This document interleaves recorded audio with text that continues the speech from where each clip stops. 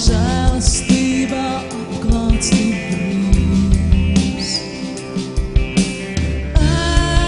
Esmu šeit, zinot to, ka grēkojas daudz, tomēr apklāts Jēra asinīs.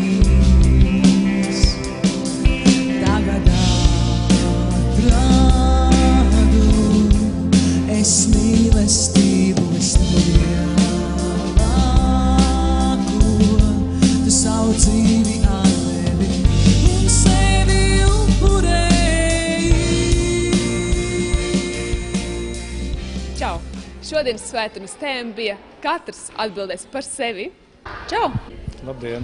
Šodien bija spēcīgs vārds par to, ka mēs patiesībā esam atturīgi Dieva lietās. Bet mums ir jāiet uz 100%, lai visas Dieva svētības, kas ir paredzētas mums, arī piepildītos mūsu dzīvēs. Katrs pa sevīm atbildām, pa saviem darbiem un ko mēs darām. Un kāpēc daudzreiz tā, ka mūsu dzīvē mēs cenšamies un darām, un mums liekas, viss tā kā darām, bet patiesībā tās svētības nav. Jā, ka mēs tomēr neizdarām viss līdz galam. Vai jūs bijāt arī aizdomājies, ka aprunāšana un kritizēšana, tad tas nes tik lielu postu līdzi? Jā, tas jau man jau ātrāk uzrunāja par šito lietu, vai ne? Kad es sapratu, ka nevar to darīt, ka tu dod ceļu ļaunajam garam, tu dod vēlnam tiesības rīkoties, to cilvēku dzīvēs un savā dzīvē jau pirmkārt, un tas tev sapost ar tevi. Kritizēšana un aprunāšana ir ļoti liels grēks, un to vajadzētu savā dzīvē izskaust, sanāk ļoti sliktas lietas tev iekšā. Un ļoti daudz nesvētības būs tavā dzīvē. Mācās pieminēja arī par tēviem. Mums var būt 3 tēvi.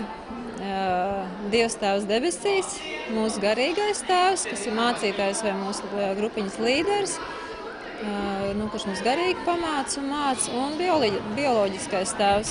Vai jums ir savā dzīvē jūsu garīgais tēvs? Man ir mājas grupas vadītājs, un es cenšos ieklausīties to, ko viņš saka, un to arī pildīt un turēties pie tā. Un kāpēc mums ir vajadzīgs šis garīgais tēvs?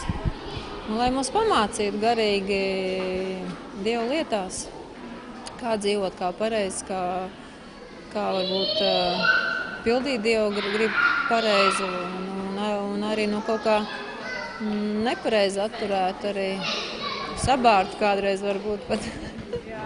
Ko tu gribētu novēlēt tiem, kas šodien dzīvo atturīgu, kristīgo dzīvi? Aizdegties par Dievu, par Jēzu, par cilvēkiem, kas nav glābti, degt un darīt Dievu lietas ar prieku.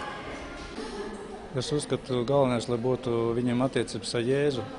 Tas ir pats galvenais. Un neskatīties uz visādām tradīcijām un uz citām visādām reliģijām, ko stāst, vai ne, kad daudz grib dabūt veselību, grib būt laimīgi, bet, ja tas viņiem primārais, viņi nekad to nedabūs.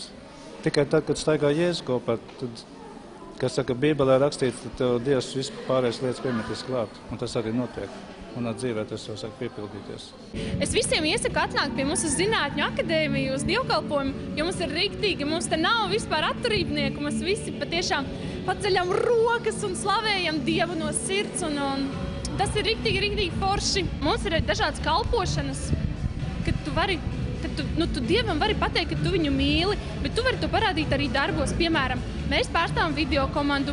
Būsim dedzīgi, iesim uz 100%. Inkanters ir ļoti forša lieta, 3 dienu garumā, kur īpaši sagatavot cilvēku kalpo no draudzes, un kur tiešām lūdz par manām vajadzībām. Tur Dievs ļoti īpaši spēcīgi darbojas un tiešām atbrīvo un salauž visas lietas, kas ir vilkušās līdzi. Kaut kādas lietas, kurām es pat mājās netiekušas no rīta kambarī galā.